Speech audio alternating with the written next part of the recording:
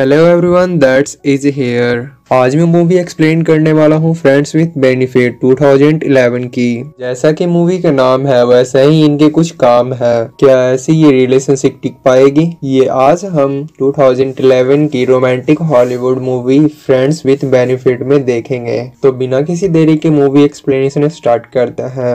Movie start होती है और हम हमारे मेन कैरेक्टर डिलेन को देख सकते हैं। डिलेन एक ब्लॉगर है और उसकी एक कंपनी भी है। वो अपनी काम की वजह से अपनी गर्लफ्रेंड को टाइम नहीं दे पाता। आज वो अपनी गर्लफ्रेंड के साथ मूवी देखने जाने वाला था, लेकिन वो लेट हो गया, जिसपे उसकी ब्रेकअप हो जाती है और कहती है तुम मुझसे नहीं अपनी जॉब से ही शादी कर लो। इस इंसिडेंट के पैरेलल हम एक और मेन कैरेक्टर को देखते हैं। इसका नाम है जेमी। जेमी के बॉयफ्रेंड ने भी उसके साथ ब्रेकअप कर लिया था और कहा तुम इमोशनली अनअवेलेबल हो।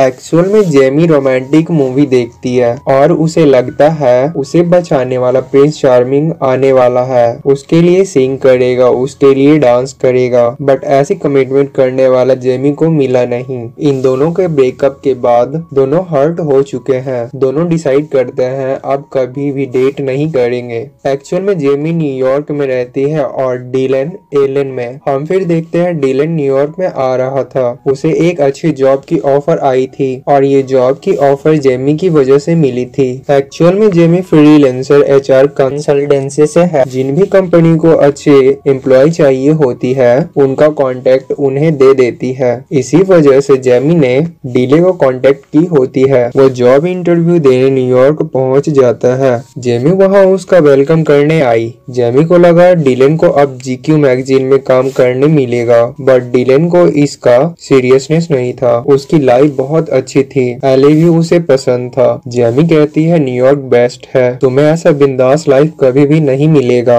इतनी बड़ी कंपनी में काम करना बहुत बड़ी बात होती है। डिलन इंटरव्यू देने गया, उसे वो जॉब मिल भी गई, पर न्यूयॉर्क में उसे रहना है या नहीं वो अब भी इस बात पर कंफ्यूज था। जेमी ने कहा मैं तुम्हें दिखा कर रहूंगी। अरे रुको, न्यूयॉर्क दिखाने की बात हो रही है, सब्र करो। जेमी उसे एक बार में ले जाती है। यहाँ उसे एक सेलिब्रिटी भी मिलता है, पर उसे वह कुछ खास नहीं लगता। इसके बाद उसे एक बहुत ऊंची बिल्डिंग पे ले जाती है। जेमी कहती है मैं जब भी अपसेट होती हूँ यहीं पे आती हूँ। फिर जेमी उसे एक सिंगिंग ऑर्गेनाइजेशन में ले जाती है। यहाँ पर उसे ये सब अच्छा लगता है। डिलन ने फिर अपना जॉब ज्वाइन किया। सबके साथ वो फ्रेंडली था। उसका एक नया फ्रेंड भी बनता है, इसका नाम है टॉम। डिलन का कॉन्ट्रैक्ट साइन कराने के लिए जेमी भी आई हुई थी। डिलन का 1 ईयर कॉन्ट्रैक्ट है, फिर भी डिलन छोड़कर जा सकता है, पर जेमी ऐसा मत करने को कहती है। जेमी कहती है ऐसा मत करना वरना मुझे कोई भी बोनस नहीं मिलेगी। बात करते करते डिलन जेमी से पूछ लेता है क्या तुम लंच पर चलोगी? जेमी को लगता है डिलन उसे डेट पर पूछ रहा है। जेमी कहती है पूरी सिटी में मैं ही तुम्हारी एक दोस्त हूँ और हम डेट करेंगे तो सब वियर्ड हो जाएगा। डिलन कहता है ऐसा कुछ भी नहीं है, मैं तुम्हें एज अ फ्रेंड पूछ रहा था। इसके बाद दोनों लंच पे आए। बात करते करते दोनों अपने प्रीवियस ब्रेकअप पे बात करने लगता है। उनके पार्टनर को उनके बारे में क्या लगता था वो एक दूसरे को बताते हैं। ये हमेशा एक दूसरे के साथ बहुत ऑनेस्ट रहते हैं। इस वजह से इनकी फ्रेंडशिप बहुत स्ट्रॉन्ग हो जाती है। जेमी कहती है कल रात मेरे घर पार्टी है जहाँ तुम और भी फ्रेंड बना सकते हो।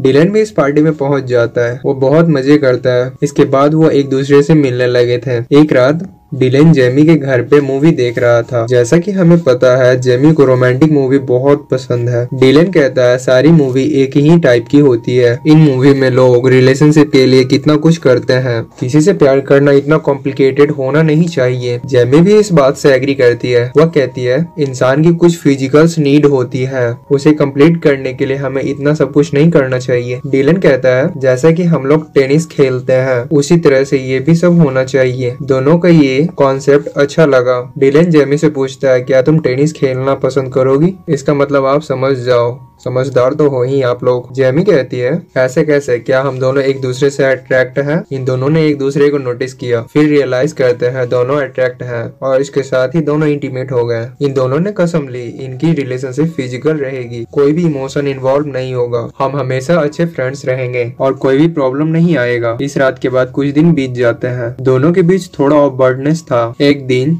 जेमी ही डिलन के ऑफिस में आके उनके ऑकवर्डनेस पे बात करती है। उन्हें लग रहा था शायद जो भी कुछ हुआ इस वजह से हमारे रिलेशनशिप में ऑकवर्डनेस आ चुका है। डिसाइड करते हैं ऐसा फिर कुछ कभी नहीं करेंगे, पर एक दूसरे से दूर रह नहीं पाते हैं और फिर से इंटीमेट हो जाते हैं। एक दिन जब ये साथ थे तभी अचानक से जेमी की मदर आ जाती है। जेमी ने मदर को सिचुएशन समझाई और मदर को ये बात अच्छी लगी। एक्चुअल में जेमी की मदर ने भी कभी भी कमिटमेंट नहीं की थी। उसका डिवोर्स हो जाने के बाद वो कभी भी सेटल नहीं हो पाई थी, एक जगह पर वो टिकती भी नहीं थी। इसके बाद हम नेक्स्ट सीन में देखते हैं डिलन और टॉमी हैंग आउट कर रहे थे। तब डिलन ने जेमी के बारे में बताया। तब टॉमी कहता है तुम्हारी रिलेशनशिप कभी भी वर्क नहीं कर सकती। लड़कियों का ये सब देखने का नजरिया कुछ और होता है और हम समझते कुछ और है। वो तुमसे कुछ भी कहे लेकिन वो कुछ अलग ही चाहती होगी। अब कुछ टाइम गुजर चुका था तब जेमी रियलाइज करती है उसे फिर से डेट पर जाना है। वो एक सीरियस रिलेशनशिप चाहती थी। डिलन कहता है ठीक है। वो आर्ग्यूमेंट तोड़ने के लिए राजी था। वो दोनों पार्क में आए और डिलन कहा मैं उस लड़की को डेट करता हूँ। वहीं पर जाकर उसने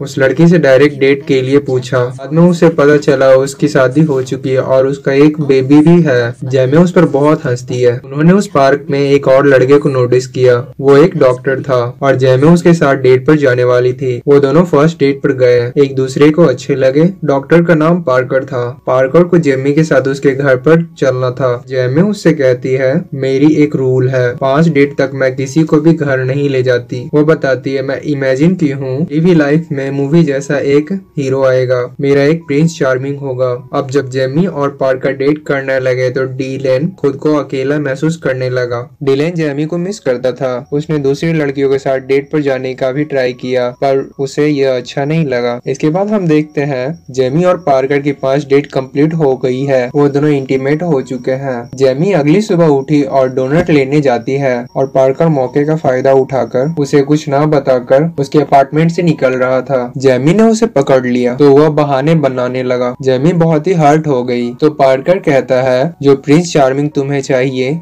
वो मैं नहीं हूँ, जो उतना टाइम और अटेंशन नहीं दे सकता। इसी बात पर उनका ब्रेकअप हो गया। ये सब बात जेमी डीले को बताती है। डीले कहता है उसे भूल जाओ, वो बहुत ही घटिया इंसान था। जेमी को चीयर अप करने के लिए उसे जो पेंटिंग अच्छी लगती थी वो डीले ने बाय कर ली थी। जेमी को ये पेंटिंग बहुत ही अच्छी लगी। जब वो घर आई तब अचानक से उसकी मदर कहीं चली गई थी। हॉलीडे था तो उसकी मदर और वो टाइम स्पेंड करने वाले थे। जेमी को बहुत बुरा लगता है। डीलन को जब ये बात पता चलती है तो वो कहता है तुम मेरे साथ मेरे घर पर आ सकती हो, वैसे भी घर पे तुम वहाँ पे बोर हो जाओगी। उसने डायरेक्ट टिकट बुक कर ली और उसके घर पे पहुँच गई। डीलन के घर पे उसके फादर के साथ उसकी सिस्टर भी रहती है। ये सब एक दूसरे के साथ इंट्रोड्यूस हुए। डीलन के फादर और उसके सिस्टर जेमी को बहुत अच्छा पसंद करने लगे थे। यहाँ पे हमें पता चलता है डीलन के फादर को अल्जाइमर था, इस वजह से वो सारी चीजें भूल जाते थे। वो बहुत ही ज्यादा एम्बैरेसिंग चीजें करते थे। कभी कभी तो वो अपनी पैंट भी पहनना भूल जाते थे। ये सब चीजें डिलन को जरा अनकंफर्टेबल फील लगता था। वह इससे एम्बैरेस भी होता है। स्लोली जेमी और एनी बॉन्ड करने लगती है। रात को जेमी के रूम में डिलन आ गया। उसके साथ ही रात बिताना चाहता था पर जेमी उसे मना कर देती है तो दोनों वहीं हैंग आउट करने लगते हैं। एक दूसरे के साथ टाइम स्पेंड करना इन दोनों को बहुत अच्छा लगता था। डिलन कहता है तुम मेरी लाइफ में आई, मुझे बहुत अच्छा लगा। जेमी भी कहती है तुम मेरे लिए बहुत स्पेशल हो। ये बात करते करते दोनों इंटीमेट हो जाते हैं। रात में जब डिलन जेमी के रूम से अपने रूम में जा रहा होता है एना इन बात को नोटिस करती है। अगली रात डिनर करते वक्त अचानक से डिलन के पिता को अपनी वाइफ की याद आती है। उनका ऑलरेडी से डाइवोर्स हो चुका था। इस बात से उनके फादर काफी अपसेट हो गए। डिलन को ये बात काफी एम्बैरेस लगी थी। इसके बाद नेक्स्ट डे डिलन जेमी को सिटी दिखाने ले गया तो हॉलीवुड साइन पे बैठ जाते हैं। डिलन डर रहा था पर जेमी उसे जबरदस्ती ले गई। उसे कहती है तुम्हें अपने फादर को लेकर एम्बैरेस नहीं होना चाहिए। लोग उनके बारे में क्या समझते हैं ये चीज इम्पोर्टेंट नहीं है। वो तुम्हारे फादर हैं और तुम्हें उनकी नजरों से ही उन्हें देखना चाहिए। डिलन को ये भी बात सही लगी। जिस साइन पे वो बैठे थे वहाँ बैठना मना था तो पुलिस उसे पकड़ कर ले गई। बेचारा डिलन हाइट से डर लगता था, इसी वजह से वो भाग भी नहीं पाया। इनका वीकेंड ऐसे ही बहुत अच्छे से गुजर रहा था। तब एक दिन एनी डिले से बात करती है। कहती है तुम दोनों के बीच चल क्या रहा है? मैंने नोटिस नोटिस किया है तुम दोनों एक दूसरे के लिए परफेक्ट हो। डिलन कहता है ऐसा कुछ भी नहीं है, हम दोनों सिर्फ फ्रेंड्स हैं और वैसे भी वो बहुत ही ज्यादा डैमेज है, वो मेरे साथ रिलेशनशिप में नहीं रह सकती। सारी बातें जेमी ने सुन ली थी, उसे बहुत ही अपसेट लगा। रात में उसने फ्लाइट कर ली और वैसे ही गुस्से में वहाँ से चली गई। डिलन भी न्यूयॉर्क आया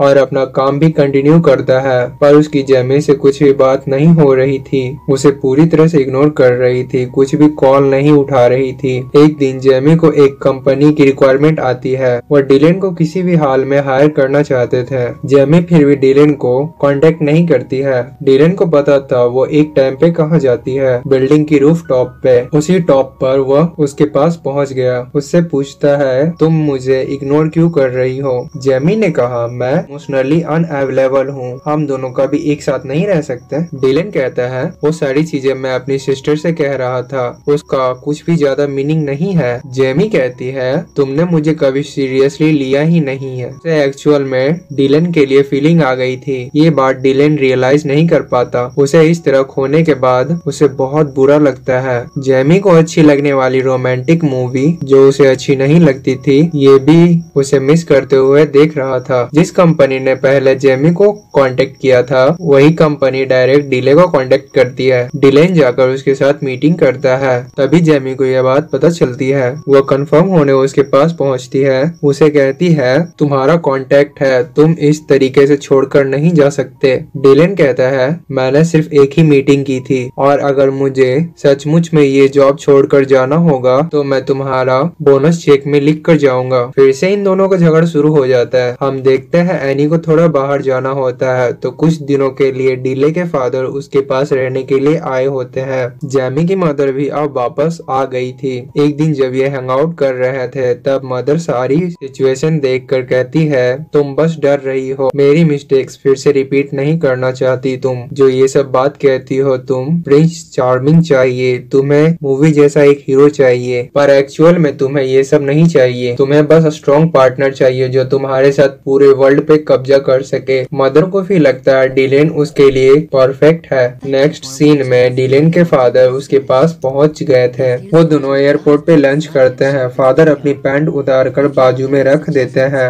इस बात से डिलेन एम्बैरेस हो जाता है, पर जेमी ने उसे जैसा कहा था अपनी फादर से तुम्हारी एम्बैरेस नहीं होना चाहिए, तो डिलेन ने भी वैसा ही किया। उसने भी पैंट उतार दी और फादर के साथ लंच करने लगा। लोग क्या कहेंगे उसे इससे फर्क नहीं पड़ता। लंच करते हुए अचानक से किसी लड़की का नाम लेते हैं। डिलेन कहता है वो लड़की कौन थी। फादर ने कहा मैं जब यंग था वो मुझसे मिलने के लिए आती थी, वो मेरा प्यार थी, मैं कभी भी उसे भूल नहीं पाया, शायद इसी वजह से तुम्हारी माँ ने मुझे तलाक दे दिया। फादर ये सब बात पहले नहीं कर सकते थे, पर अब वो कहते हैं लाइफ बहुत ही ज्यादा शॉर्ट होती है, तो मैं इस तरीके से उसे वेस्ट नहीं करना चाहिए। ये सुनकर डिलेन ने रियलाइज किया वो कितना जेमी से प्यार करता है और डायरेक्ट जेमी से मिलने के लिए निकल पड़ता है। जेमी आज रात मदर के साथ कहीं जाने वाली थी, पर उसकी मदर वहाँ नहीं पहुँचती। डिलेन ने जेमी की मदर से ये सारी बातें पता कर ली थी। वहीं पर पहुंच जाता है। अचानक से जेमी के आसपास लोग डांस करने लग गए। उसने डिलेन को नोटिस किया। डिलेन ने जेमी को जिस तरह से मूवी अच्छी लगती है वैसे ही किया था। वह कहता है मैंने तुम्हें बहुत ही मिस किया, मुझे मेरी फ्रेंड वापस चाहिए, मैं तुमसे बहुत ही ज्यादा प्यार करता हूँ। जेमी कहती है मुझे सब लोगों के सामने किस करो, और डिलेन भी वैसा ही करता है। इसके साथ ये मूवी यही खत्म हो जाती है।